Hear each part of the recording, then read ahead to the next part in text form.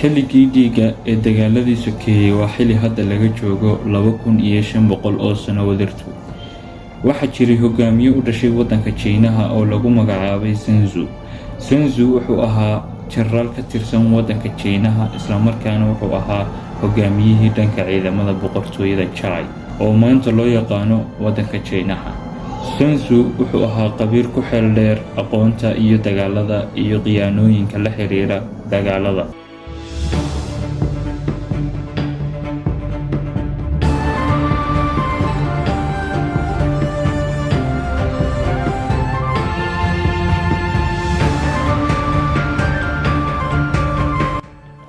askari kasta oo ka mid ahaa ciidamada Mareykanka ee ka qayb qaatay dagaaladii Khaliijka ee lagula dagaalamayay Saddam Hussein.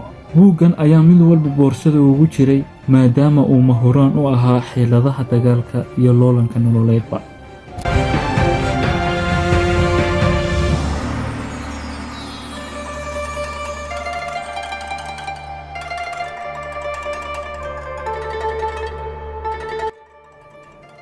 Dhiganaha The Art of War waa dhigano ka hadlaya farsamada dagaalka. dhiganahan The Art of War waa mid caan ka ah dunida oo dhan, aadna looga aqaan fagaarayaasha buugaagta iyo caalamka wax lagu akhristo. taariikhyahanada intooda badan waxay ku daraan buuggaani 100 buug ee dunida ugu saameynta badan taariikhda aadanaha.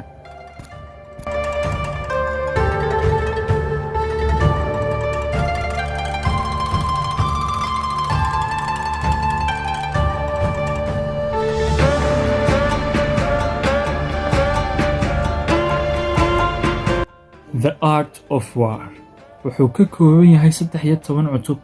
wuxuu sharaxayaa noocyada dagaalka iyo loolanka nololeed. haddaba aan soo qaadano qodobo ka mid ah 13 cutub ee uu ka kooban yahay dhiganahani.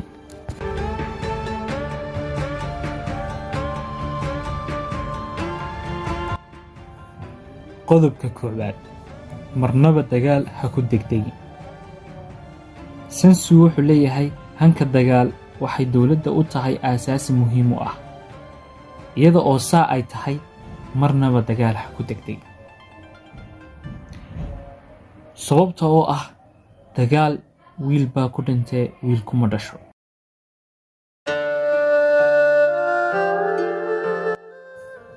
Sun Tzu waxa uu leeyahay inaa boqolaal dagaal guul ka soo hoysaa maaha horumar, ee waxa guul iyo horumar ah adoonan la dagaalamin inaad ka guulaysato adowgaaga.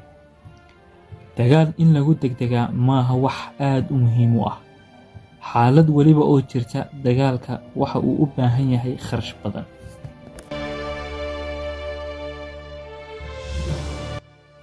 qodobka labaad, ka fogow meel kasta uu cadowgaagu ka adag yahay, kana weerar meelaha uu ka jilicsan yahay.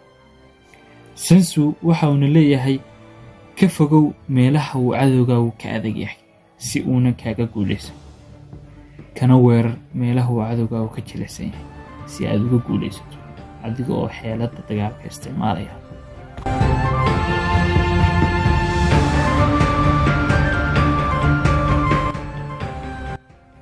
qodobka saddexaad, garo goobta iyo dhulka aad ku dagaalamayso si aad u fahansanaato amba aad u dareensanaato cadowgaaga talaabo walba uu qaadi karo.